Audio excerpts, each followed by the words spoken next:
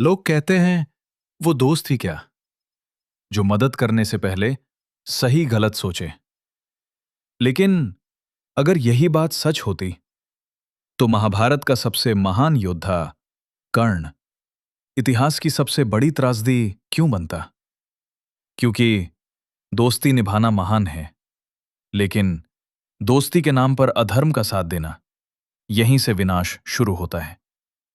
आज मैं आपको कर्ण की ऐसी कहानी सुनाऊंगा जो शायद आपने पहले कभी इस नजरिए से नहीं सुनी होगी। महाभारत में अगर किसी एक व्यक्ति के जीवन को सबसे अधिक गलत समझा गया है तो वो है कर्ण। लोग कहते हैं वो दुर्योधन का सबसे सच्चा मित्र था। कुछ लोग कहते हैं वो अधर्म के पक्ष में खड़ा था, और कुछ लोग उसे दुनिया का सबसे बड़ा दानवीर मानते हैं। लेकिन इन सब के बीच एक प्रश्न हमेशा छूट जाता है, क्या कर्ण सचमुच गलत था, या वो केवल एक गलत निर्णय का शिकार बन गया था? इस प्रश्न का उत्तर कर्ण की मृत्यु में नहीं, उसके बचपन में छिपा है। कहानी शुरू होती है एक ऐसे बालक से जिसका जन्म तो राजमहल में हुआ, लेकिन जिसकी परवरिश एक साधारण सारथी के घर हुई। वो सूर्यपुत्र था, लेकिन दुनिया उसे सूतपुत्र कहकर पुकारती थी। हर बार जब वो धनुष उठाता, कोई न कोई उसकी प्रतिभा नहीं, उसके जन्म का मजाक उड़ाता। सोचिए, किसी बच्चे से उसका नाम नहीं, उसकी पहचान छीन ली जाए तो उसके दिल पर क्या बीतती होगी। कर्ण हर अपमान को चुपचाप सहता रहा। उसने किसी से नफरत नहीं की, उसने केवल खुद को साबित करने की ठान ली। समय बीतता गया और एक दिन हस्तिनापुर में राजकुमारों की धनुर्विद्या प्रतियोगिता आयोजित हुई। पूरा राज्य अर्जुन की प्रशंसा कर रहा था। हर कोई कह रहा था, अर्जुन जैसा धनुर्धर धरती पर दूसरा नोई। तभी सभा के द्वार पर एक आवाज गूंजी, मैं अर्जुन को चुनौती देता हूं। सारी सभा उस अजनबी युवक की ओर देखने लगी। वो था कर्ण। उसके हाथों में आत्मविश्वास था, आंखों में आग थी और हृदय में वर्षों का अपमान। लेकिन इससे पहले कि वो अपनी प्रतिभा दिखा पाता, उससे एक प्रश्न पूछा गया, तुम्हारे पिता कौन हैं? ध्यान दीजिए, उससे ये नहीं पूछा गया कि वो कितना योग्य है, उससे ये नहीं पूछा गया कि वो कितना पराक्रमी है, उससे केवल उसका जन्म पूछा गया। जब उत्तर मिला कि वो एक सारथी का पुत्र है, तो पूरी सभा हंस पड़ी। उस दिन कर्ण की प्रतिभा नहीं हारी, समाज की सोच जीत गई। और तभी सभा में बैठा एक राजकुमार धीरे धीरे उठा। वो कर्ण के पास आया। उसने कर्ण की ओर देखा और कहा, जिस समाज ने तुम्हें तुम्हारे जन्म से आंका है, आज वही समाज तुम्हें तुम्हारी योग्यता से पहचानेगा। वो था दुर्योधन। उसने उसी क्षण कर्ण को अंग देश का राजा घोषित कर दिया। जिस व्यक्ति को कुछ पल पहले सभा में खड़े होने का अधिकार नहीं दिया गया था, उसी व्यक्ति के सिर पर अब राजमुकुट था। कर्ण की आंखें भर आईं। शायद जीवन में पहली बार किसी ने उसके जन्म को नहीं, उसकी क्षमता को देखा था। उस दिन दुर्योधन ने केवल एक मित्र नहीं बनाया, उसने कर्ण का जीवन बदल दिया। यहीं से कर्ण के हृदय में एक ऐसा ऋण जन्मा जिसे वो जीवन भर नहीं चुका सका। उसने मन ही मन प्रण लिया, दुनिया मेरा साथ छोड़ दे, लेकिन मैं दुर्योधन का साथ कभी नहीं छोड़ूंगा।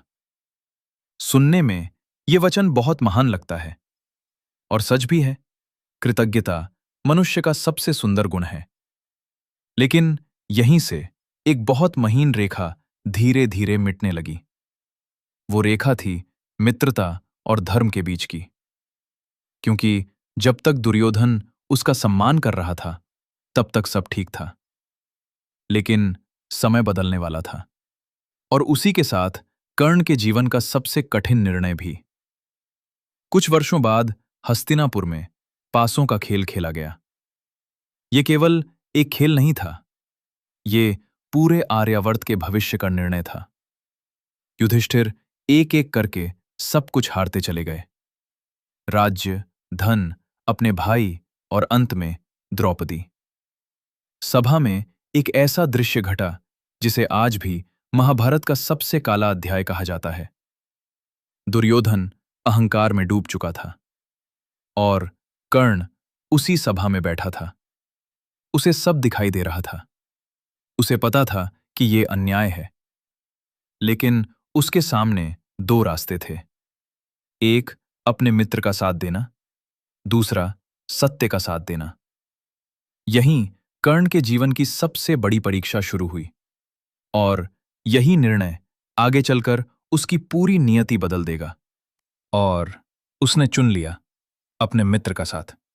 लेकिन क्या उसी एक फैसले ने कर्ण को इतिहास का सबसे दुखद नायक बना दिया? सभा में द्रौपदी का अपमान हो रहा था। पूरा राज दरबार मौन था। भीष्म, द्रोण, कृपाचार्य, धृतराष्ट्र सब देख रहे थे और कर्ण भी। वो जानता था कि जो हो रहा है वो धर्म नहीं है। फिर भी उसने दुर्योधन का साथ दिया। उसके शब्द द्रौपदी के घावों को और गहरा कर गए। उसी क्षण कर्ण ने अपने जीवन की सबसे बड़ी भूल कर दी। समय बीतता गया। अब महाभारत का युद्ध टाला नहीं जा सकता था। कुरुक्षेत्र की धरती युद्ध की प्रतीक्षा कर रही थी। तभी स्वयं श्री कृष्ण कर्ण से मिलने आए। उन्होंने कहा, कर्ण, तुम सूत पुत्र नहीं हो। तुम कुंती के ज्येष्ठ पुत्र हो। तुम पांडवों के सबसे बड़े भाई हो। एक पल के लिए समय जैसे ठहर गया। जिस पहचान के लिए कर्ण ने पूरी जिंदगी संघर्ष किया, वो आज उसके सामने खड़ी थी। श्री कृष्ण ने आगे कहा, यदि आज तुम पांडवों के साथ आ जाओ तो युद्ध रुक सकता है। हस्तिनापुर का राजा तुम बनोगे। तुम्हें वो सम्मान मिलेगा जिसके लिए तुमने जीवन भर प्रतीक्षा की। राज्य, परिवार, सम्मान, सब कुछ सिर्फ एक निर्णय दूर था। लेकिन कर्ण मुस्कुराया और बोला, जब पूरी दुनिया ने मेरा अपमान किया तब दुर्योधन मेरे साथ खड़ा था। आज यदि मैं उसे छोड़ दूं तो दुनिया मुझे वीर नहीं, विश्वासघाती कहेगी। श्री कृष्ण ने गहरी सांस ली। उन्हें पता था कर्ण का निर्णय अब बदलने वाला नहीं। उन्होंने केवल इतना कहा, कर्ण, तुम धर्म को जानते हो, लेकिन तुमने मित्रता को धर्म से ऊपर रख दिया। युद्ध शुरू हुआ। एक एक करके महान योद्धा गिरने लगे। फिर वो दिन भी आया जब कर्ण और अर्जुन आमने सामने खड़े थे। धरती कांप रही थी। दोनों के बाण आकाश को चीर रहे थे। तभी अचानक कर्ण के रथ का पहिया कीचड़ में धंस गया। उसे परशुराम का श्राप याद आया। उसे उस ब्राह्मण का श्राप याद आया जिसकी गाय अनजाने में उसके हाथों मारी गई थी। उसे मां पृथ्वी का श्राप भी याद आया। मानो उसके जीवन के सारे अधूरे कर्म उसी क्षण उसके सामने आ खड़े हुए। कर्ण ने अर्जुन से कहा, रुको। युद्ध के नियम कहते हैं निहत्थे योद्धा पर वार नहीं किया जाता। लेकिन श्री कृष्ण ने अर्जुन से कहा, क्या यही नियम द्रौपदी के अपमान के समय याद थे? क्या अभिमन्यु को घेर कर मारते समय इन नियमों का पालन हुआ था? अर्जुन ने गांडीव उठाया और एक ही बाण में कर्ण धरती पर गिर पड़ा। उसके अंतिम क्षणों में दुर्योधन वहां नहीं था। न वो मित्र जिसके लिए कर्ण ने राज्य ठुकराया, सत्य ठुकराया और अपना जीवन तक दांव पर लगा दिया। उसके पास थे केवल श्री कृष्ण। कहा जाता है श्री कृष्ण स्वयं एक ब्राह्मण का वेश धारण कर कर्ण के पास पहुंचे। उन्होंने दान मांगा। मृत्यु के द्वार पर खड़ा कर्ण तब भी दानवीर था। उसने अपने सोने के दांत तक तोड़कर दान कर दिए। श्री कृष्ण अपने वास्तविक रूप में प्रकट हुए। उन्होंने कहा, कर्ण, तुम जैसा दानी और तुम जैसा मित्र इस संसार में दुर्लभ है। लेकिन महाभारत हमें एक बहुत गहरी सीख देकर जाती है। मित्रता महान है, निष्ठा उससे भी महान है। लेकिन यदि मित्रता हमें अधर्म का साथ देने पर मजबूर कर दे तो वही मित्रता हमारे पतन का कारण भी बन सकती है। कर्ण बुरा नहीं था। उसकी सबसे बड़ी शक्ति उसकी वफादारी थी और वही उसकी सबसे बड़ी कमजोरी भी बन गई। इसीलिए आज भी जब सच्ची मित्रता की बात होती है तो कर्ण का नाम सम्मान से लिया जाता है। लेकिन जब धर्म और मित्रता के बीच चुनाव की बात होती है तो महाभारत हमें कर्ण की कहानी याद दिलाती है, क्योंकि सच्चा मित्र वो नहीं जो हर हाल में साथ दे।